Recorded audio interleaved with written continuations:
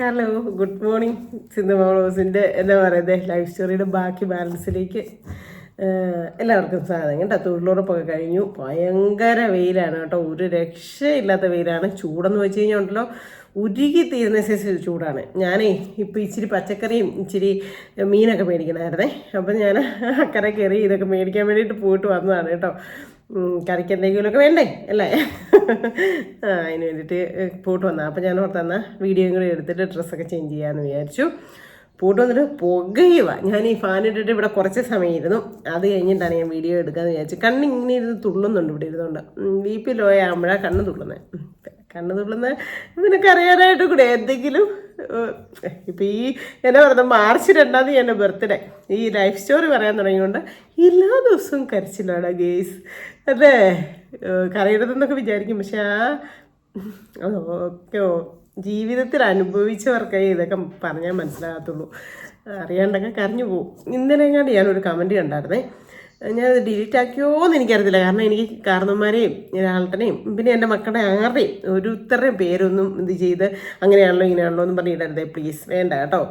അതുകൊണ്ട് തന്നെ എനിക്കിഷ്ടമല്ല എൻ്റെ പേരൻസിനെ ആണെങ്കിലും ആൾട്ടനെ ആണെങ്കിലും ഒക്കെ മോശമായിട്ട് പറഞ്ഞു. ഞാൻ എപ്പോഴും പറയുന്നത്, ഞാൻ ആൾട്ടനെയോ ആരെയും എൻ്റെ വീട്ടുകാരെയോ വേറെ വീട്ടുകാരെയോ ആരെയും മോശപ്പെടുത്താൻ വേണ്ടിയിട്ടല്ല പറഞ്ഞത്. ഒരാൾക്കെങ്കിലും ഇതൊരു ഉപകാരമാകും എന്ന് മാത്രം കരുതി ഞാൻ പറയുന്നതാണ് കേട്ടോ. ഞാൻ അനുഭവിച്ചത് അത് തന്നെയല്ല. ഇന്നലെ എന്നെ ഒരു സിസ്റ്റർ എനിക്ക് മെസ്സേജ് ഇട്ടിട്ടുണ്ടായിരുന്നേ. ആ സിസ്റ്റർ പറയായിരുന്നേ, ശരിക്കും ഇതെല്ലാം ഉള്ളിൽ ഒതുക്കി ഇങ്ങനെ വെച്ചുകൊണ്ടിരിക്കുന്നതായിരിക്കാം. ഇത് എത്രയുള്ളൂ നമ്മൾ മരിക്കുള്ളൂ, നമ്മുടെ മറവി നശിക്കുള്ളൂ, നമ്മുടെ മനസ്സിൽ നമ്മൾ അനുഭവിച്ച് ഒരു ദിവസം ഒരു പ്രാവശ്യം ഓർക്കും. ഞാൻ പ്രത്യേകിച്ച് ഓർക്കും. എന്താണെന്ന് ചോദിച്ചു കഴിഞ്ഞാൽ ഞാൻ പഴയ കാലങ്ങളെല്ലാം ഓർക്കാറുണ്ട്. അപ്പോൾ അങ്ങനെയൊക്കെ ഉള്ളതുകൊണ്ടായിരിക്കും സിന്ധു അമ്മയ്ക്ക് ഇങ്ങനെ എപ്പോഴും ഈ അസുഖവും ശ്വാസം മുട്ടലും കാര്യങ്ങളൊക്കെ വരുന്നത്. ഒരു പരിധി വരെ ശരിയായിരിക്കാം. കാരണം എനിക്ക് ഈ ഒരു സൈഡിനാണ്, വലതുവശത്തിനാണ് പ്രശ്നം. ഈ നട്ടലിൻ്റെ പ്രശ്നം കൊണ്ട് വലതുവശത്തിനാണ് എനിക്ക് പെയിൻ എന്നും പ്രശ്നങ്ങൾ. അപ്പം എനിക്ക് എന്തെങ്കിലും ടെൻഷൻ ഉണ്ടെങ്കിലോ സങ്കടം ഉണ്ടെങ്കിലുണ്ടല്ലോ ഈ സൈഡ് തുടങ്ങി അങ്ങ് വേദന തുടങ്ങും. പിന്നെ രാത്രി മൊത്തം കാലിന് വേദന, കൈക്ക് വേദന, ഇത് തന്നെയാണ് പ്രശ്നം.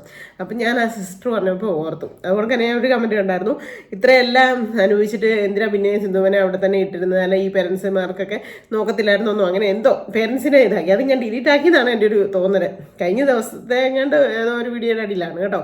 അപ്പം ഞാൻ പറയട്ടെ, പേരൻസൊക്കെ ഒരു പരിധി വരെയല്ലേ ചെയ്യാൻ പറ്റത്തുള്ളൂ. അടയ്ക്കാണെങ്കിൽ നമുക്ക് മടി വെക്കാം. അടയ്ക്കാൻ മരമായി കഴിഞ്ഞാൽ എന്നെ ചെയ്യാൻ പറ്റും? ഒന്നും ചെയ്യാൻ പറ്റത്തില്ല. തല്ലി നോക്കാം.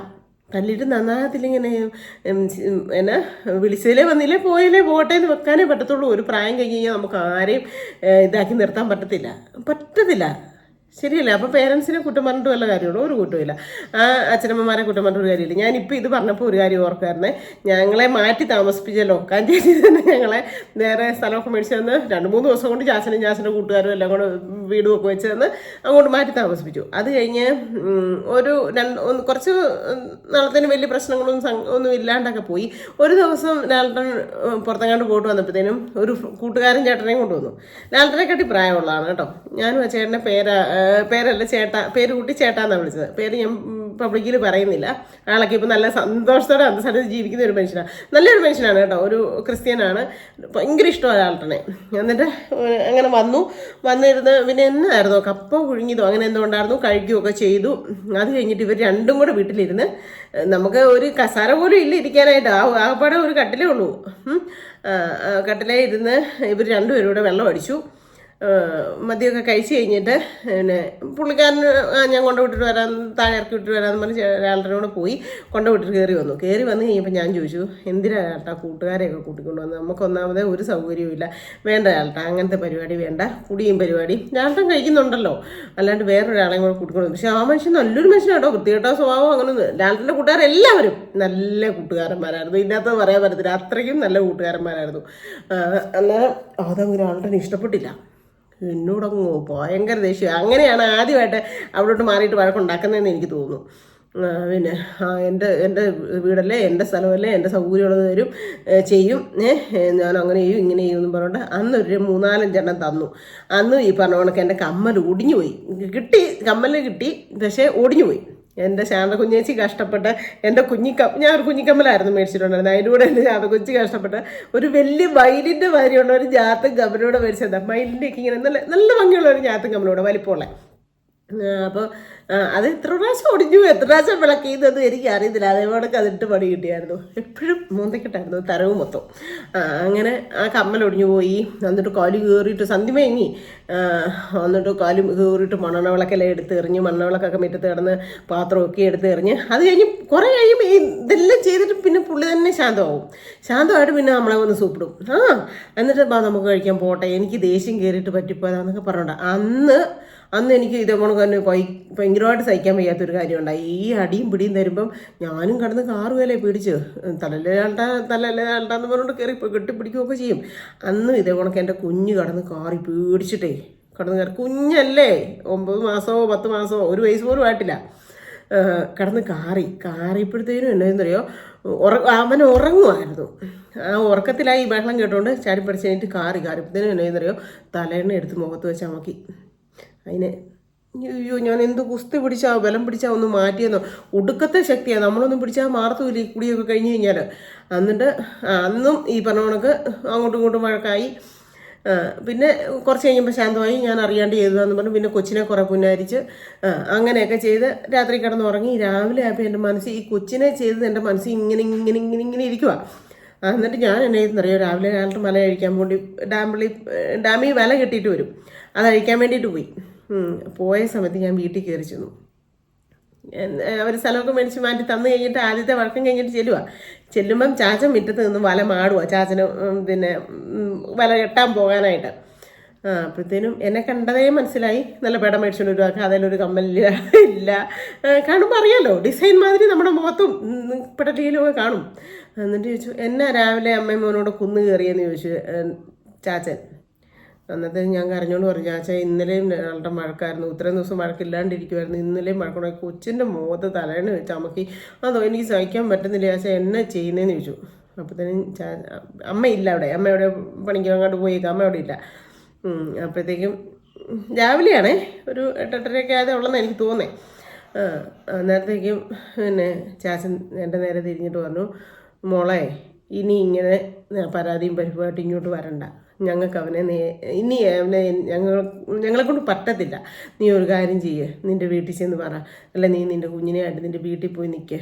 ഞാനല്ലാതെ എന്നാ പറയാനാ, ഞാൻ ഉപദേശിക്കാനും നന്നാക്കാനും ഞാനിനിയില്ല, എനിക്ക് പറ്റത്തില്ല എന്ന്. കാരണം ചാച്ചനും അമ്മയും കൂടെ വഴക്കുണ്ടാക്കി അങ്ങോട്ടും ഇങ്ങോട്ടും എന്തെങ്കിലുമൊക്കെ ചെയ്ത് അങ്ങനെ ചാച്ചനിട്ടും എൻ്റെ കല്യാണത്തിന് മുമ്പൊക്കെ നല്ലത് കൊടുത്തിട്ടുണ്ട്.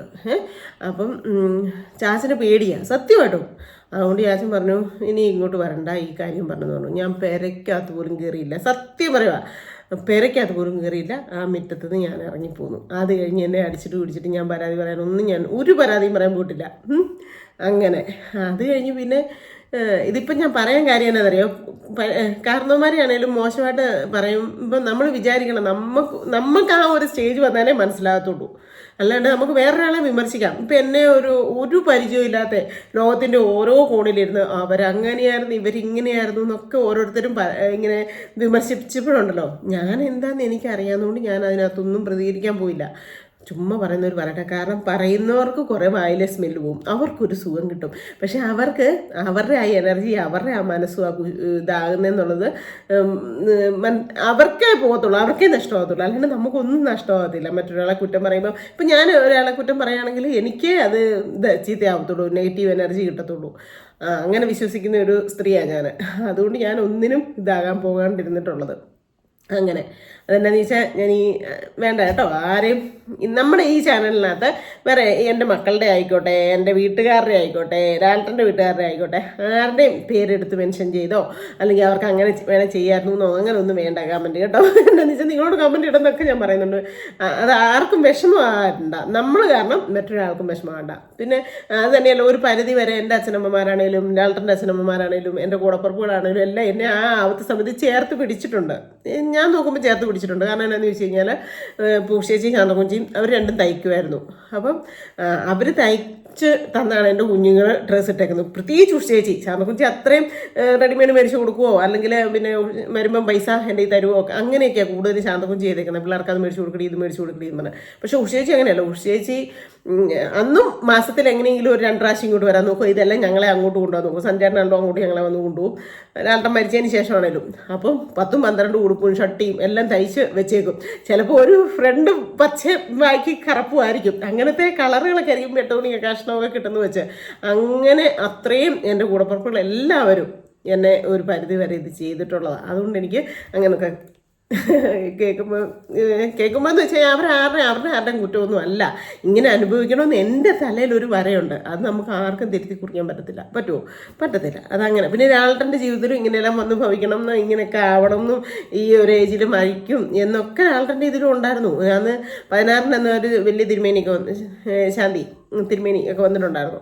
അപ്പോൾ ആ ആളിങ്ങനെ നോക്കിയിട്ട് അമ്മയ്ക്ക് സംശയം ഇനി എൻ്റെ കുഴപ്പമുണ്ടാണോ കുഞ്ഞിൻ്റെ കുഴപ്പമുണ്ടാണോ എന്തുകൊണ്ടാണ് ഇങ്ങനെ മരിച്ചതെന്ന്. അപ്പോഴത്തേക്കും അമ്മ ഇങ്ങനെ ചോദിച്ചു, ഇതെന്നെ ഇങ്ങനെ അവൻ ചെയ്യാൻ കാര്യം അവൻ. അന്നേരം ആ ശാന്തി പറഞ്ഞ ഒരു കാര്യമുണ്ട്. അത്തം നാൾ എന്നെ തൻകാലോ അങ്ങനെ എങ്ങാണ്ട് തന്നെത്താനെ ജീവിക്കുകയും ചെയ്യണമായിരുന്നു. ഇത്ര വർഷം വരെ എങ്ങാണ്ട് കഷ്ടകാലമോ അങ്ങനെയൊക്കെ ഉണ്ടായിരുന്നു ജനിച്ച സമയം വെച്ചെങ്ങാണ്ടൊക്കെ പറഞ്ഞപ്പോൾ. അതാ ഞാൻ പറഞ്ഞ ദൈവം ഓരോരുത്തർക്കും വരച്ചിട്ടുണ്ട് ഇന്നതാകണോ എന്നൊക്കെ. അങ്ങനെ അപ്പോൾ എന്തായാലും ലാലട്ടൻ്റെ മരണമൊക്കെ കഴിഞ്ഞു. 1 വർഷത്തോളം ഞാൻ എൻ്റെ കാഞ്ചിയാർ വീട്ടിൽ ചാച്ചൻ്റെ അമ്മയുടെയും കൂടി എൻ്റെ വീട്ടിലും ഒക്കെ ആയിട്ട് അങ്ങോട്ടും ഇങ്ങോട്ടും മാറി മറിച്ച് 1 വർഷം ഈ 2 വീട്ടുകാർക്കും സ്വൈരമൊന്നും കൊടുക്കാണ്ട് അങ്ങോട്ടും ഇങ്ങോട്ടും നടന്നു കുഞ്ഞുങ്ങളെ കൊണ്ട്. അത് കഴിഞ്ഞ് പിന്നെ ഞാൻ 1 വർഷമൊക്കെ കഴിഞ്ഞപ്പോഴത്തേനും അമ്മേനോട് പറഞ്ഞു, കുഞ്ഞിനെ കൊണ്ടുപോയി അംഗൻവാടി വിടണം, ശരിയാകത്തില്ല, അവനെ വിട്ട് അങ്ങനെ കൊണ്ടുപോയി അംഗൻവാടിയിലൊക്കെ വിട്ടു. കുറച്ച് ദിവസമൊക്കെ അങ്ങനെയൊക്കെ അങ്ങ് വിട്ടു. അത് കഴിഞ്ഞപ്പോൾ പിന്നെ എന്നാ പറയുന്നത്, എനിക്ക് ചില കാര്യങ്ങളൊക്കെ എനിക്ക് മനസ്സിൽ ഇങ്ങനെ സങ്കടം വരും എന്ന് വെച്ച് കഴിഞ്ഞാൽ, ഇപ്പം എൻ്റെ എൻ്റെ ഇളയതാവൻ സന്തോഷം, അവൻ അന്ന് വണ്ടിപ്പണി പഠിക്കുന്നതേ ഉള്ളൂ. അല്ലാതെ ഇപ്പോഴാണ് അവന് എടാ സന്തോഷം എനിക്കൊരു 1000 രൂപ തരാന്ന് പറഞ്ഞാൽ ആ നിമിഷം തരാൻ അവൻ്റെ കയ്യിലുണ്ട്. കാരണം അവൻ കഷ്ടപ്പെട്ട് അങ്ങനെ ഉണ്ടാക്കുന്നു. അവന് എല്ലാ കൂടപ്പുറപ്പോഴും അവരവർ കഷ്ടപ്പെട്ടുണ്ടാക്കിയിട്ട് അവരവർ ജീവിക്കുന്നത്. അല്ലാണ്ട് നമുക്ക് പൂർവികരുടെ സ്വത്തോ അച്ഛനമ്മമാരുടെ സ്വത്തോ ഒന്നും ഇല്ലായിരുന്നു. അപ്പോൾ ഇവനുണ്ടല്ലോ, അന്നെന്തോ നിസ്സാര പൈസയെ ഇവന് കിട്ടത്തുള്ളൂ ചോറുണ്ണാനോ അങ്ങനെ കണ്ട. എന്നിട്ട് ഇവൻ പൊന്നമ്മാൻ്റെ വീട്ടിൽ നിന്ന് കണ്ട ഫുഡ് കഴിക്കുന്നത്. ഈ വണ്ടിപ്പണി പഠിക്കാൻ പോയിട്ട് തോണിത്തടിയിൽ ഉപ്പറ സിറ്റിയിൽ അന്ന് അമ്മായിയെ കൊണ്ട് അമ്മാവൻ ആശുപത്രി പോയേക്കും എങ്ങണ്ടായിരുന്നു. എന്നിട്ട് അവിടുന്ന് ചോറും കഴിച്ചിട്ടില്ല. ഇവൻ അമ്മയോട് പറയുന്നത് ഞാൻ കേട്ടതാണേ. എന്നിട്ട് അന്ന് ഇവൻ ചോറുണ്ടില്ല. പൊന്നമ്മാൻ്റെ അവിടെ അമ്മായിയൊന്നും ഇല്ലാത്തതുകൊണ്ട് ചോറുണ്ടില്ല. അപ്പം ഈ പഠിപ്പിക്കുന്ന ആശാൻ ഇവന് എന്നാണ്ട് 50-40 രൂപ കൊടുക്കും. അതും കൊണ്ട് അവൻ എന്തോ ചായയോ കടിയോ എങ്ങാണ്ട് വാങ്ങിച്ച് കഴിച്ചിട്ട് വൈകിട്ട് പിള്ളേർക്ക് ഇവർ ചോറ് തിന്നിയല്ല, ഇവർക്ക് പലഹാരം വേണം. ആ പൈസ വെച്ചിട്ട് ഇവൻ പലഹാരം നമ്മുടെ നടുക്കത്തെ മുറിയിൽ, എൻ്റെ തറവാട് വീടിൻ്റെ നടുക്കത്തെ മുറിയിൽ ഒരു ബെഞ്ചുണ്ട്.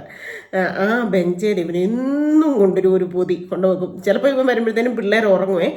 രാവിലെ എണീറ്റ് വരുന്നത് ഈ പൊതി എടുത്തുകൊണ്ട് സന്തോഷമ്മാവാന്ന് പറഞ്ഞ് സന്തോഷമ്മാവൻ്റെ തലയ്ക്ക് ചെല്ലും. അങ്ങനെയായിരുന്നു സന്തോഷം. എന്നിട്ട് ഒരു ദിവസം പറയാം, അമ്മ ഇന്ന് ഞാൻ കഴിച്ചില്ല, പൊന്നമ്മാൻ്റെ അവിടെ അമ്മായിയൊന്നും ഇല്ലായിരുന്നേ, പിന്നെ കുഞ്ഞുങ്ങൾ കരയല്ലേ, ഇതേ ഇത്രയും ഇച്ചിരി പൈസയോ ഉള്ളായിരുന്നു എന്ന് പറഞ്ഞാൽ പിള്ളേർക്ക് റസ്കോ ചെറുകടിയോ അങ്ങനെ എന്തൊക്കെയോ സാധനങ്ങളെല്ലാം കൂടെ ഒരു കവറിനകത്ത്. അപ്പോൾ അത് കേട്ടപ്പോൾ എനിക്ക് ഭയങ്കര വിഷമമായി. അവൻ പട്ടിണി നിന്നിട്ട് എൻ്റെ മക്കൾക്ക് മേടിച്ചുകൊണ്ട് വരുക. എനിക്കത് ഭയങ്കര വിഷമമായിപ്പോയി. എന്നിട്ട് ഞാൻ ഓർത്ത്, ദൈവമേ ഇനി എൻ്റെ മക്കളെ വളർത്താൻ ഞാൻ എന്തെങ്കിലും പണി ചെയ്തേ പറ്റത്തുള്ളൂ. അന്നേരം ഇവരുങ്ങളാരും എന്നോട് പണിയാൻ പോകാനോ പറക്കാനോ ഒന്നും പറഞ്ഞില്ല, അവിടെ നിന്നോന്ന് പറഞ്ഞു. എന്നെ കൊണ്ട് പറ്റുന്ന മാതിരി ഇവരെല്ലാവരും മോനായാണേലും ഒക്കെ ഇത് തരുക, ചിലവിന് കൊണ്ട് തരുക. അപ്പം എന്നാ പറിച്ചിട്ട് പറഞ്ഞാലും 2 പിള്ളേർക്കും എനിക്കും കഴിഞ്ഞു പോകണ്ടേ. അതിനിടയ്ക്കിടയ്ക്ക് എന്നാന്ന് പറഞ്ഞാൽ എനിക്ക് എന്തെങ്കിലും വയ്യാഴികളും വരും. അപ്പോൾ എന്നെ ആശുപത്രിയിൽ കൊണ്ടുപോകണ്ടേ. ഇതെല്ലാം കൊണ്ടും ബുദ്ധിമുട്ടുണ്ട്. എന്നിട്ട് പറയുന്നൊന്നുമില്ല.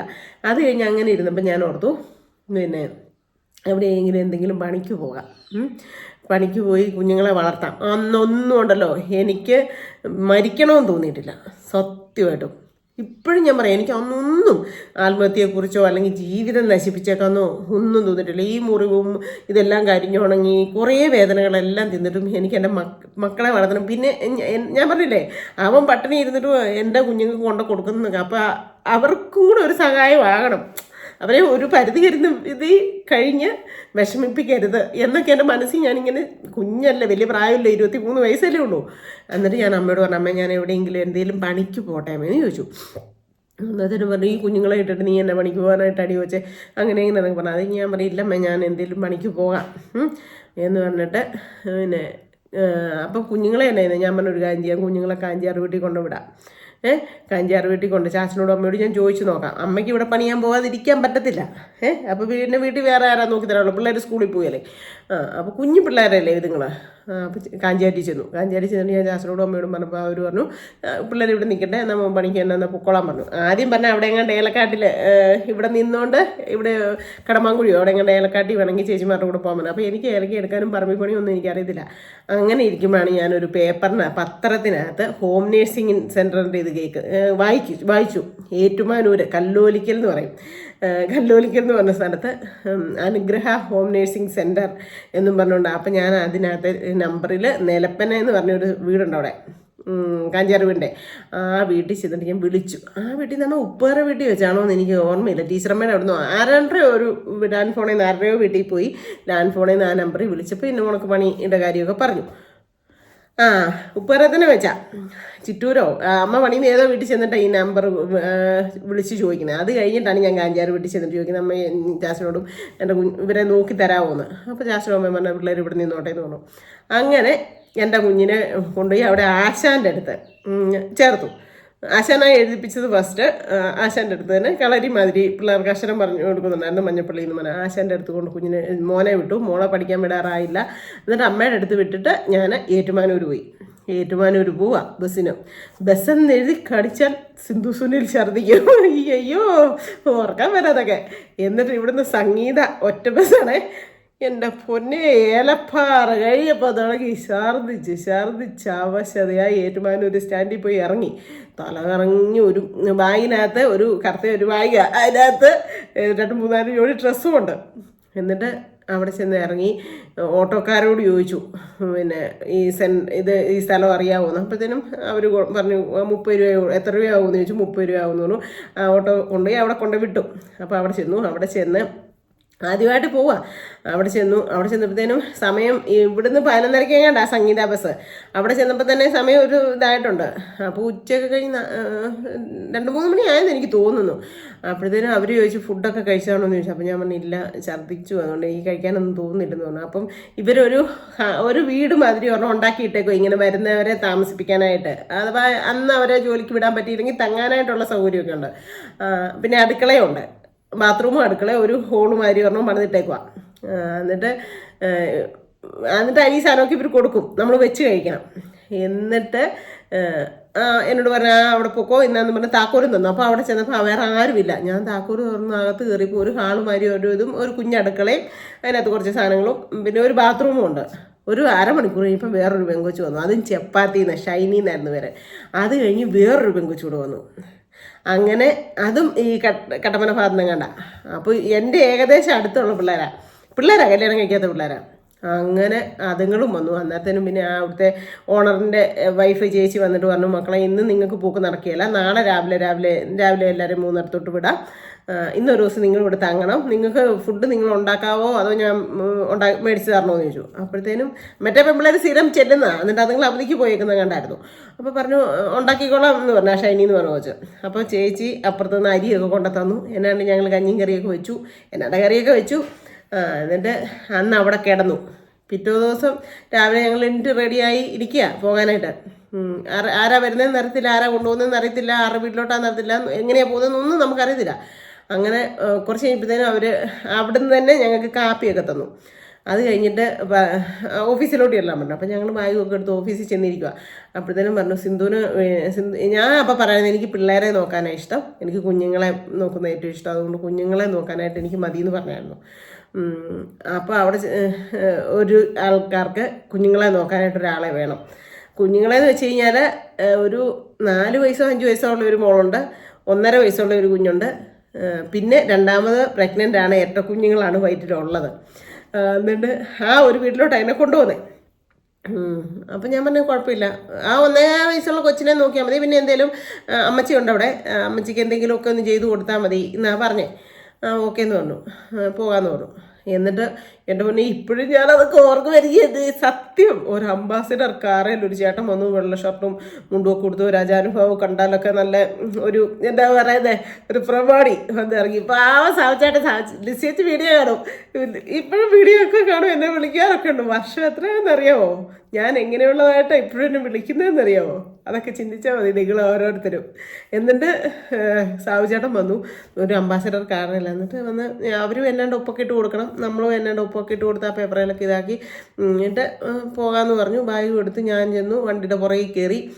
വണ്ടി ഒക്കെ എടുത്തപ്പോഴത്തേനും തുടങ്ങി എന്നെ വിറയ്ക്കാൻ തുടങ്ങുന്നുണ്ട്. ഇത് എങ്ങോട്ട് കൊണ്ടുപോവാ, എന്നതാ, ആറ് വീടാ, എന്നാ ഒന്നും അറിയത്തില്ലോ കിടുകിട. എന്നിട്ട് ഈ സാവുചേട്ടൻ കണ്ണാടി കൂടെ എൻ്റെ ഫേസ് കാണാം. അപ്പം ഞാൻ എനിക്ക് പേടിയുണ്ടെന്നോ എന്തോ ആ പുള്ളിക്ക് മനസ്സിലായെന്ന് തോന്നും. എന്നിട്ട് എന്നോട് ചോദിച്ചു, സിന്ധുവിൻ്റെ വീട് എവിടെയാണ്?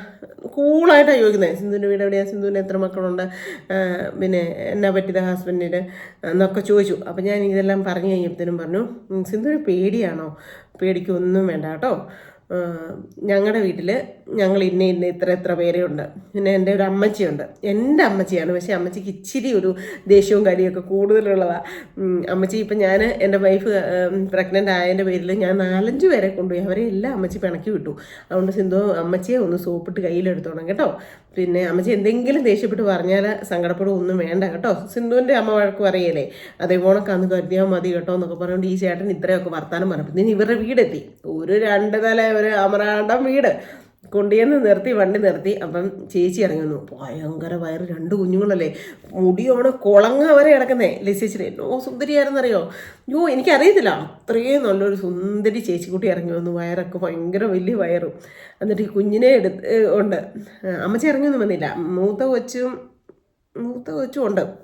എന്നിട്ട് എന്നോട് കയറി വരാനൊക്കെ പറഞ്ഞു. കയറി ചെന്നു, അകത്തൊക്കെ ചെന്ന് കഴിഞ്ഞപ്പോഴത്തേനും എനിക്ക് എന്നാ ചെയ്യേണ്ടത്, ഈ ബാഗും പിടിച്ചുകൊണ്ട് ഞാൻ അവരുടെ ഹാളിൽ നിൽക്കുമോ. അന്നേരം അമ്മച്ചി അടുക്കളയിലുണ്ട്. സിന്ധു ബാഗ് അവിടെ വെച്ചിട്ട് അമ്മച്ചിയുടെ അടുത്തൊക്കെ ഒന്ന് പോയിട്ട് വാ എന്ന് പറഞ്ഞു. അപ്പം ഞാൻ അമ്മച്ചിയുടെ അടുത്തോട്ട് ചെന്നു കേട്ടോ. അമ്മച്ചി വീട്ടിലെത്തിയാന്നല്ലേ പറഞ്ഞേക്കുന്നത്. അമ്മച്ചിയുടെ അടുത്തോട്ട് ചെന്നപ്പോഴത്തേനും അമ്മച്ചി എന്നോട് അച്ചിക്കാപ്പയർ അരിയുക തോരന്. അപ്പോഴത്തേനും ഞാൻ ചെന്നിട്ട് അമ്മച്ചീന്ന് വിളിച്ചു. എൻ്റെ പേര് സിന്ധു എന്നാ, ഞാനിവിടെ കുഞ്ഞിനെ നോക്കാനായിട്ട് വന്നതാ എന്ന് പറഞ്ഞു. അന്നേരത്തിന് ആണോ, ഗൗരവത്തിലാണോ? ആ എന്ന് പറഞ്ഞു. അത് കഴിഞ്ഞിട്ട് ഞാൻ പറഞ്ഞു, അമ്മച്ചി ഞാൻ അരിഞ്ഞൊക്കെ തരാം കേട്ടോ. അല്ല അതിപ്പോൾ ഇങ്ങനെ വന്നതല്ലേ ഉള്ളൂ. അല്ല അത് കുഴപ്പമില്ല അമ്മച്ചി, ഞാൻ അരിഞ്ഞൊക്കെ തരാമെന്ന് പറഞ്ഞു. അന്നേരത്തേനും സാവുചേട്ടൻ അവിടുന്ന് വിളിച്ചിട്ട് പറഞ്ഞു, അമ്മച്ചി സിന്ധുവിന് ആ മുകളിലൊരു മുറി കാണിച്ചു കൊടുത്തേ എന്ന് പറഞ്ഞു.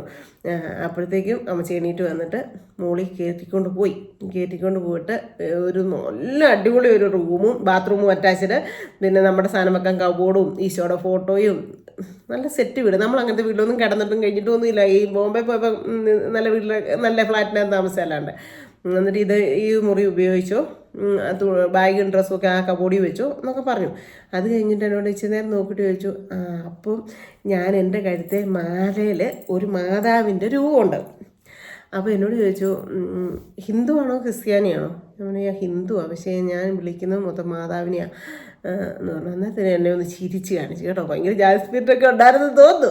എന്നിട്ടൊന്ന് ചിരിച്ച് കാണിച്ചിട്ട് പറഞ്ഞു, ആണോ എന്നാൽ ഇവിടെ വെച്ചിട്ട് ഇതൊക്കെ വെച്ചിട്ട് ഇറങ്ങി പോരേന്ന് പറഞ്ഞിട്ട് പുറത്തിറങ്ങിയിട്ട് വീണ്ടും അകത്ത് കയറി വന്നിട്ട് ചോദിച്ചു, മോളുടെ കെട്ടിയവൻ എന്നാ പറ്റിയതാ, സിന്ധുവിൻ്റെ കെട്ടിയവൻ എന്നാ പറ്റിയതാ? അപ്പം ഞാൻ പറഞ്ഞു, ഇങ്ങനെ മരിച്ചതാ, അടിക്കുകയൊക്കെ ചെയ്യുമായിരുന്നു.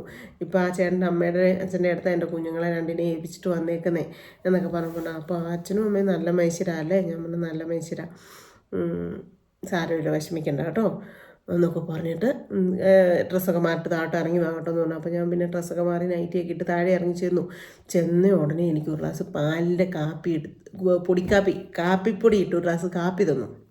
കാപ്പി തന്നിട്ട് പറഞ്ഞു, അവർക്ക് ബോർമയാണേ, കുറേ ടിന്നുകൾ കാണിച്ച് തന്നിട്ട് പറഞ്ഞു, ഇതെല്ലാം ബോർമയാണ്, നമുക്ക് ബോർമയിൽ നിന്ന് കൊണ്ടുവന്ന് വെച്ച സാധനങ്ങളാണ്, എന്നാ ഇഷ്ടമുള്ള എന്നാൽ എടുത്ത് കഴിച്ചോളാൻ പറഞ്ഞു. അമ്മച്ചിയാണേ. അപ്പോൾ ഇവർ ലിസ്റ്റേജ് സാവിച്ചാലും അത്ഭുതപ്പെട്ട് നിൽക്കുക. കാരണം വരുന്നവരെ എങ്ങനെയും വഴക്കുണ്ടാക്കി വിടാനായിട്ടാണ് നോക്കുന്നത്. ലാസ്റ്റ് എന്നെ ഭയങ്കര ഇഷ്ടമായി അമ്മച്ചിക്ക്. സത്യമായിട്ടും ഞാൻ അമ്മച്ചിയുടെ കൂടെ കുരിശ് വരയ്ക്കാനും പ്രാർത്ഥിക്കാനും ഒക്കെ കൂടും. അമ്മച്ചിയുടെ വെള്ളമുണ്ടും വെള്ളച്ചട്ടയും കൊടുക്കത്തുള്ളൂ, അത് കഴുകി കൊടുക്കുകയൊക്കെ ഞാൻ ചെയ്യും. അങ്ങനെ എന്നെ ഭയങ്കര ഇഷ്ടമായി. അങ്ങനെ ഒരു ഒരു 8-9 മാസം ഞാൻ അവിടെ നിന്നു. മാതായിൽ ആയിരുന്നു ചേച്ചിയുടെ ഡെലിവറി. 2 കുഞ്ഞുങ്ങളായിരുന്നു, 2 ചക്കരക്കുട്ടന്മാർ. അവർക്ക് ഞാനാ പേരിട്ടത്. വീട്ടിൽ വിളിക്കുന്ന അപ്പൂന്ന് ചിക്കൂന്ന്. ഒരാൾ ഇച്ചിരി ഇരുണ്ടതും ഒരാൾ നല്ല വെളുത്തതായിരുന്നു. അപ്പൂന്ന് വെളുത്തതിന് വിട്ടു, ചിക്കൂന്ന് ഇരുണ്ടവന് വിട്ടു. കറുത്തതല്ല കേട്ടോ, ഇച്ചിരി കളർ സാവിച്ചേൻ്റെ നിറമായിരുന്നു. എന്നിട്ട് പിന്നെ എൻ്റെ പൊന്നെ ഉറങ്ങാൻ പറ്റിയല്ല. ചേച്ചി നേഴ്സായിരുന്നേ. അപ്പം ഈ 2ാമത്തെ കുഞ്ഞുണ്ടായിട്ട് പിന്നെയും ജോലിക്ക് പോകാൻ സമയത്ത് എന്തോ ഇഞ്ചക്ഷൻ എടുക്കാൻ കണ്ട് ചെയ്ത് പാല് പറ്റിച്ചിട്ടാണ് ചേച്ചി പോയത്. അതുകൊണ്ട് ഈ 3ാമത്തെ ഈ കുഞ്ഞുങ്ങളുണ്ടായപ്പോഴത്തേക്കും ചേച്ചിക്ക് പാലില്ല കൊടുക്കാണ്ട്. എന്നിട്ട് ലാക്ടോജൻ എന്ന് പറഞ്ഞ പൊടിയാണ് കലക്കി കൊടുക്കുന്ന കുഞ്ഞുങ്ങൾക്ക്. കുഞ്ഞുങ്ങളല്ല കിയോ എന്നും പറഞ്ഞുകൊണ്ട് ഒരെണ്ണം എണീക്കുമ്പം ഒരെണ്ണം കരയും, ഇപ്പുറത്തേത് കരയും. എന്നിട്ട് ഉറങ്ങാൻ പറ്റത്തില്ല. ചേച്ചി ഓപ്പറേഷൻ ചെയ്ത് കിടക്കുമോ, ചേച്ചീനെ എണീപ്പിക്കാൻ പറ്റുമോ? എന്നിട്ട് വലിയൊരു കട്ടിലെ ചേച്ചി സൈഡിൽ കിടക്കുന്നു, കുഞ്ഞുങ്ങളെ നടക്കിടന്നു, ഞാൻ അങ്ങേ സൈഡിൽ കിടക്കുന്നു. എന്നിട്ട് ഞാൻ 1 മണിക്കൂർ എണീറ്റ് വിട്ട് എണീറ്റിട്ട് ഈ ലാക്ടോജൻ 2 കുപ്പിക്കകത്താക്കി കലക്കിയിട്ട് കുഞ്ഞുങ്ങൾ ഒരു കുപ്പി ചേച്ചിയിലേക്ക് കൊടുക്കും, ഒരു കുപ്പി ഞാൻ കൊടുക്കും. അങ്ങനെ അതുങ്ങളെ വളർത്തിയെടുത്തത്. ശരിക്കും കഷ്ടപ്പെട്ട 2നെ ഞാൻ കുളിപ്പിക്കുകയും അവരുടെ 2ൻ്റെ അപ്പിത്തുണി കഴുകുകയും എല്ലാം. പിന്നെ ഞാൻ ഓളിനോളായി ആ വീട്ടിലെ മൊത്തം എന്നാ പറയുന്നത്, തറവ് തൂത്ത് ഉടയ്ക്കുകയും കഞ്ഞി വെക്കുകയും കറി വെക്കുകയും എല്ലാം പണി. കാരണം അത്രയും ആ ഒരു വീട്ടിലെ അങ്ങനത്തെ പോലെ ആയി ഞാൻ. അത്രയും സ്നേഹമായിരുന്നു അവർക്ക്. മാസത്തിൽ 1 പ്രാവശ്യം വെച്ച് എന്നെ വീട്ടിൽ വിടും. പിന്നെ അന്ന് 1 ലോഡ് ബേക്കറി സാവിച്ചേട്ടൻ കൊണ്ട് തരും. പിള്ളേർക്ക് കൊണ്ട് കൊടുത്തിട്ട് വരാൻ പറഞ്ഞുണ്ടോ, ജാമുകൾ, എനിക്കറിയത്തില്ല, അങ്ങനെ കുറേ സാധനങ്ങൾ തന്നിട്ട് വന്നിട്ട് ഞാൻ മാസം കാഞ്ചാറ് വീട്ടിൽ വരും, ഇതെല്ലാം കൊണ്ട് കൊടുക്കും. അന്ന് 3000 2500 അങ്ങോട്ട് ശമ്പളം ഉള്ളൂ. ആ പൈസയും കൊണ്ടുവന്ന് അമ്മയ്ക്ക് ഇച്ചിരി പൈസ അമ്മയുടെയിലും കൊടുക്കും, ഇച്ചിരി പൈസ ഞാൻ സൂക്ഷിച്ചും വെക്കും. അങ്ങനെ ഒരു 5-8 മാസം പോയി. അപ്പോഴത്തേനും എൻ്റെ കയ്യിലൊരു 10,000-15,000 രൂപയ്ക്കൊക്കെ അടുത്ത് കയ്യിലുണ്ട്. പിന്നെ കുഞ്ഞുങ്ങളെ അവർ നന്നായിട്ട് നോക്കി തരുന്നുണ്ട്. അങ്ങനെ പോയി ഒരു ദിവസം. എന്നിട്ട് നിലപ്പനയെന്ന് പറഞ്ഞൊരു വീടുണ്ട് കാഞ്ചാറ് വീടിൻ്റെ തൊട്ടടുത്ത്. ആ വീട്ടിൽ ചെന്നിട്ട് എന്നെ വിളിപ്പിക്കും. 2-3 ഇവരുടെ വീട്ടിൽ ഫോണും നല്ല എല്ലാ സംഭവം ഉണ്ട്. അപ്പം നിലപ്പന വീട്ടിൽ നിന്ന് ഞാൻ വിളിപ്പിക്കും, നീ ഇങ്ങോട്ട് വിളിക്കും നിലപ്പന വീട്ടിലോട്ട്, ഇത്ര മണിയാകുമ്പം കുഞ്ഞുങ്ങളെ കൊണ്ട് വന്നിക്കണമെന്ന് പറഞ്ഞാൽ. എന്നിട്ട് അങ്ങനെ വിളിക്കും. ആഴ്ച 2-3 ദിവസം വിളിക്കുകയും പറക്കുകയൊക്കെ ചെയ്യും. അന്നേരം ഇതുങ്ങൾ 2 പേരും കിളിയിലാന്ന് പറഞ്ഞ് വർത്താനം പറയും. ജാസിനും അമ്മയും പൊന്നുപോലെ നോക്കും. അങ്ങനെ ഒരു കുഴപ്പമില്ല. അങ്ങനെ അങ്ങ് പോയിക്കൊണ്ടിരിക്കുക. ഒരു 5-8 മാസം അങ്ങനെ ഞാൻ നിന്നെന്ന് തോന്നുന്നു. അതിനിടയ്ക്ക് ഈ വാവയെന്ന് പറഞ്ഞാൽ 1.5 വയസ്സുള്ള ഒരു സാധനം തിന്നത്തില്ല. മീനിൻ്റെ വലിയ പീസ് ഇങ്ങനെ ചോറിൻ്റെ അറ്റത്ത് വെച്ചിട്ട് കൊടുത്താൽ മാത്രം മീമി തിന്നോ വേഗം തിന്നോ എന്നൊക്കെ പറഞ്ഞ് കാണിച്ചാൽ മാത്രമേ അവൾ വാ തുറക്കത്തുള്ളൂ. അങ്ങനെ ഒരു ദിവസം മീനില്ല, ചോറ് അതിനകത്തുണ്ടെന്ന് കണ്ടപ്പോൾ ഇവള് 2 കൈയിലും സ്വർണ്ണത്തിൻ്റെ കാപ്പുകള മാതിരി ഉണ്ടായിരുന്നു. ഇവള് പെട്ടെന്ന് ദേഷ്യപ്പെട്ട് ഇങ്ങനെ എങ്ങാണ്ട് കൈയെടുത്ത് എൻ്റെ മൂക്കുത്തി പറഞ്ഞ് ഇപ്പുറത്ത് തീർച്ചു പോയി. ചോകരെ ഒഴുകി തല കറങ്ങി. എന്നിട്ട് ഞാൻ കൊച്ചിനെ താഴെ ഇട്ടില്ല. ഞാൻ വീഴുമെന്ന് വിചാരിച്ച് തല കറങ്ങി. എന്നിട്ട് ഞാൻ കുഞ്ഞിനെ താഴെ ഇട്ടില്ല. എന്നിട്ട് കുറച്ച് കാറി ഉടനെ അമ്മച്ചി വന്ന് കൊച്ചിനെ എടുത്തു. മൂക്കുത്തി അവിടെ എല്ലാം തപ്പിയിട്ട് കിട്ടിയില്ല. അപ്പം അമ്മച്ചിയുടെ ആങ്ങളെയൊക്കെ പുറത്ത് ഗൾഫിലും കണ്ട് അവർ വന്നിട്ടുണ്ടായിരുന്നു. അവരെനിക്ക് എന്നിട്ട് മൂക്കുത്തി മേടിച്ച് തരുമൊക്കെ ചെയ്തു. പക്ഷേ വേദന കൊണ്ട് പിന്നെ ഇടാനും പറ്റിയില്ല. അതങ്ങനെ കരിഞ്ഞങ്ങ് പോയി. പിന്നെ മൂക്കുത്തി ഇടിയിൽ അങ്ങനെ നിർത്തി. അങ്ങനെ ഒരു 5-6 മാസം 5-8 മാസം അവരുടെ വീട്ടിൽ നിന്നു. അത് കഴിഞ്ഞ് ഒരു ദിവസം ഈ അമ്മുവിനെ കൊണ്ട് വന്ന് വിളിക്കുന്നുണ്ട് അമ്മ. ഇവനെ കൊച്ചിൻ്റെ ഒച്ചയില്ല. എന്നമ്മ കൊച്ചെന്തി, അവനീ അവിടെയാ ഇവിടെയാ എന്ന് പറഞ്ഞുകൊണ്ട് ഇങ്ങനെ പറയാം. അന്നേരത്തേനും ഒരു പ്രാവശ്യം അങ്ങനെ പറഞ്ഞു. അപ്പം ഞാനത് കൊച്ച് കരയുടെ വീട്ടിലെ കുഞ്ഞുങ്ങളുടെ കൂടെ എങ്ങനെ കളിക്കാൻ പോയിക്കോന്നൊക്കെ വിചാരിച്ചു. അത് കഴിഞ്ഞ് പിന്നത്തെ അടുത്ത പ്രാവശ്യത്തെ വിളിച്ചിട്ട് 2-3 ദിവസം കഴിഞ്ഞാൽ പിന്നെ വിളിക്കുന്നത്. അന്നേരം ഇങ്ങനെ തന്നെ പറഞ്ഞു, ഇങ്ങനെ അപ്പുമില്ല. അപ്പോഴത്തേക്ക് എനിക്ക് എന്തോ ഒരു ടെൻഷനായി, എനിക്ക് ഒച്ച കേൾക്കാൻ വേണ്ടിയിട്ടേ. അപ്പം ഞാൻ ചോദിച്ചു, മോളെ അപ്പു ചേട്ടായി ചേട്ടയുടെ കാല ഉവ്വിയാന്ന് പറഞ്ഞു. അപ്പം ഞാൻ അമ്മയോട് ചോദിച്ചു, എന്നാ അമ്മയെന്ന് ചോദിച്ചു. അമ്മ എന്നോട് പറയാതിരിക്കും, എനിക്ക് ആദ്യം പിടിച്ച് ടെൻഷനാണെന്ന് കരുതി. അതെ ഒന്നുമില്ല മോനെ, കുഴപ്പമൊന്നുമില്ല. അവന് കോടാലി വിറക് കയറ്റി ആദ്യം മുറ്റത്ത് വെച്ചിരുന്ന അവനിങ്ങനെ എന്നാണ്ട് കളിച്ച് പോയി പുറകോട്ട് കയറി കാലിൽ ഇച്ചിരി മുറിഞ്ഞു. അതാ അവള് പറഞ്ഞേ, കുഴപ്പമില്ലെന്ന് പറഞ്ഞു. എന്നിട്ട് അമ്മ വഴക്ക് പറയുക, ചേട്ടായിയുടെ കാലെ ഉവ്വിയാന്ന് പറഞ്ഞേനെ. എന്നിട്ട് ഞാൻ ചോദിച്ചു, ഒത്തിരി മുറിഞ്ഞു അമ്മേ? ഇല്ല. അപ്പോൾ എന്നാൽ അമ്മേനെ അവനെ കൊണ്ടുവരാത്ത, എനിക്ക് അവനെ ഒന്ന് കാണണം, അല്ല എനിക്ക് അവനോടൊന്ന് മിണ്ടണം എന്ന് പറഞ്ഞപ്പോൾ എന്നാൽ നാളെ ഈ സമയത്ത് വിളിക്കുമാനേ, അപ്പം ഞാൻ കൊണ്ടുവരാം എന്ന് പറഞ്ഞു. എനിക്ക് രാത്രി കടന്നിട്ട് മൊത്തം എൻ്റെ കുഞ്ഞ് കടന്ന് കരയുന്ന മാതിരിയും എനിക്ക് സമാധാനമില്ല. ഭയങ്കര സങ്കടവും ടെൻഷനും, എനിക്ക് ഭയങ്കര വിഷമം. അപ്പോൾ പിറ്റേ ദിവസം രാവിലെ എണീറ്റിട്ട് ഞാൻ പറഞ്ഞു, ചേച്ചി ഞാൻ വീട്ടിൽ വരെ ഒന്ന് പോയിട്ട് വരാം, എൻ്റെ കുഞ്ഞുങ്ങൾക്ക് എന്തോ ഒരു വിഷമം പോകണമെങ്കിൽ എനിക്ക് ഫീൽ ചെയ്യുക, അതുകൊണ്ടൊന്ന് പൊക്കോട്ടെ എന്ന് ചോദിച്ചു. അന്നേരത്തിന് പറഞ്ഞാൽ എന്നാൽ ശരി പോട്ട് വാന്നും പറഞ്ഞിട്ട് എന്നെ പറഞ്ഞു വിട്ടു. ഞാൻ വീട്ടിൽ വന്നപ്പോൾ എന്നാ കൊച്ചു പനി ചെരിഞ്ഞു കുത്തി കാല് ഒരു ഇത്രയും നീളം മുറിഞ്ഞിട്ടുണ്ട്. കോടാലിയുടെ വാ കൊണ്ടിട്ട് അതിൻ്റെ മുകളിൽ കാലിൻ്റെ മുകളിൽ 2 ചാച്ചൻ ചെമ്പരത്തി പൊടി വെച്ച് അടിച്ചിട്ട് പൊട്ടിയിട്ട് അതങ്ങനെ പഴുത്തിരിക്കുന്നു. 2 അടി 2 പാട്. ഈ കോടാലിയെ പോയി കയറി മുറിഞ്ഞില്ലേ, അപ്പം ദേഷ്യപ്പെട്ട് ചാച്ചൻ ചെമ്പരത്തി വലി ആ സൈഡ് വേലി മൊത്തം ചെമ്പരത്തിയാണ്, പച്ച ചെമ്പരത്തി എടുത്ത് അടിച്ചതാണ്. ഇങ്ങനെ പൊട്ടി 2 ഇടം. പിന്നെ എന്നിട്ട് പനിയും കൂടെ ആയി. ഈ കൊച്ചു പേടിച്ച് വെപ്രാളവും ആദ്യം ഒക്കെ കൂടെ ആയപ്പോഴത്തേനുമേ അയ്യോ എനിക്ക് വന്ന് കണ്ടിട്ട് എൻ്റെ ചങ്ക് പൊട്ടിപ്പോകുന്ന സങ്കടമായി. പിന്നെ പെട്ടെന്ന് ആശുപത്രി കൊണ്ടുപോയി. പനിയല്ലേ, ആശുപത്രിയിൽ കൊണ്ടുപോയി. പനിയല്ല കഴിഞ്ഞു. പിന്നെ എനിക്ക് വന്നിട്ട് എനിക്ക് സമാധാനമില്ല ഇതുങ്ങളെ ഇട്ടിട്ട് പോകാനായിട്ട്. പിന്നെ ഞാൻ പനിയൊക്കെ 2 ദിവസം നിന്നു. 2 ദിവസം നിന്നിട്ട് ഞാൻ നിലപ്പനേന്ന് അവരോട് വിളിച്ച് പറഞ്ഞു 2 ദിവസം കഴിഞ്ഞേ വരത്തുള്ളൂ, കൊച്ചിന് പനിയാന്ന് പറഞ്ഞു. അത് കഴിഞ്ഞ് ഞാൻ പിന്നെയും ചെന്നിട്ട് ഞാൻ എൻ്റെ തുണിയും സാധനങ്ങളൊക്കെ എടുത്ത് ഞാൻ പറഞ്ഞു എനിക്ക് കൊച്ചുങ്ങൾക്ക് വയ്യാത്തതുകൊണ്ട് അങ്ങനെ നിൽക്കാൻ പറ്റുന്നില്ല എന്ന് പറഞ്ഞിട്ട് അങ്ങനെ ഞാൻ എൻ്റെ മോൻ്റെ ഇത് കണ്ടിട്ട് ഞാൻ തിരിച്ചു പോന്നു. അവിടുന്ന് തുണിയെല്ലാം സാധനമെല്ലാം എടുത്തുകൊണ്ട് അങ്ങനെ തിരിച്ച് വീണ്ടും കാഞ്ചാറ് വീട്ടിൽ വന്നു. കാഞ്ചാറ് വീട്ടിൽ വന്നു കഴിഞ്ഞിട്ട് പിള്ളേരെയൊക്കെ ആയിട്ട് ഞാൻ നേരെ വീണ്ടും ഉപ്പറ വീട്ടിൽ വന്നു. ഉപ്പുകറ വീട്ടിൽ വന്നു കഴിഞ്ഞിട്ട് അന്നേരമൊക്കെ നമ്മുടെ ഈ രാളിട്ട മരിച്ച വീട് അവിടെ കിടക്കും. അങ്ങനെ തന്നെ നമ്മളങ്ങോട്ട് പോകും പരിപാടിയൊന്നുമില്ല. ഞാൻ രാളിട്ട മരിച്ചതിന് ശേഷം ആ വീടിനകത്ത് 1 2 പ്രാവശ്യം അമ്മയുടെ കൂടെ പോയിട്ടുണ്ട്, അല്ലാണ്ട് ഞാൻ പോയിട്ടേ ഇല്ല. അത് കഴിഞ്ഞ് ആ വീട് അങ്ങനെ കിടക്കുക. അത് കഴിഞ്ഞ് 3 4 ദിവസം ഞാൻ വീട്ടിൽ നിൽക്കുക. വീട്ടിൽ നിന്നപ്പോഴത്തേക്കും നമ്മുടെ അടുത്ത് തന്നെയുള്ള ഒരു വീട്ടിലെ ചേച്ചിയും ചേട്ടനും കൂടെ രാത്രിയായപ്പോൾ സന്ധ്യയായി. അമ്മ പണിയും കഴിഞ്ഞ് വന്നപ്പോഴത്തേനും നമ്മുടെ അയൽവക്കത്തുള്ളതാണ് ഒരു ചേച്ചിയും ചേട്ടനും കൂടെ വീട്ടിൽ കയറി വന്നു. അത് കഴിഞ്ഞിട്ടുള്ളത് പിന്നെ പറഞ്ഞാൽ പോരെ, ഒത്തിരി അതില്ലേ. അപ്പോൾ അത് കഴിഞ്ഞിട്ടുള്ള ബാക്കി വിശേഷങ്ങൾ പിന്നെ പറയാം കേട്ടോ.